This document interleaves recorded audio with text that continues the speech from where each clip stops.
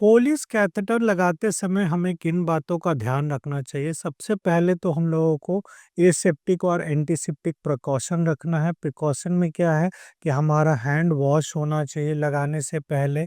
फिर हमें तैयार कर लेना है स्टेराइल ग्लव्स, स्टेराइल जेली और स्टेराइल कैथेटर। इन सब चीज़ों को तैयार करने के बाद हम लोगों को पेशेंट को प्रिपेयर करना होता है, बताना होता है कि हाँ भाई हम कैथेटर लगा रहे हैं, आपको कोई भी परेशानी होगी तो बताइएगा।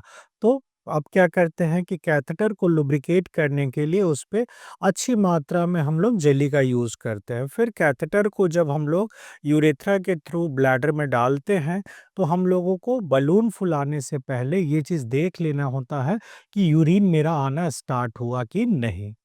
अब अगर फोलिस कैथेटर लगाते समय रेजिस्टेंस मिले तो हम लोगों को प्रोस्टेट या फिर स्ट्रक्चर का हिस्ट्री ले लेना चाहिए और अननेसेसरी फोर्स के थ्रू कैथेटर नहीं लगाना चाहिए। इससे ब्लीडिंग या ट्रॉमा होने की शिकायत होती है, तो उस केस में हम लोग यूरोलॉजिस्ट को रेफर करते हैं। अब अगर हम मान लीजिए हम लोग बलून जब यूरिन आना स्टार्ट हो गया, तो बलून को हम लोग फुलाते हैं। उसको जनरली 10 एमएल स्टेराइल वाटर या 20 एमएल स्टेराइल वाटर लेके इन्फ्लेट करते हैं। अब जब यूरिन आना स्टार्ट हो जाता है तो हम लोग क्या करते हैं कि यूरिनरी बैग को ब्लैडर के नीचे रखते हैं, लेकिन उसको फ्लोर पे नहीं रखना चाहिए, उसको टांगना चाहिए और ध्यान रखते हैं कि कहीं ट्यूब मेरा टेढ़ा-मेढ़ा तो नहीं है।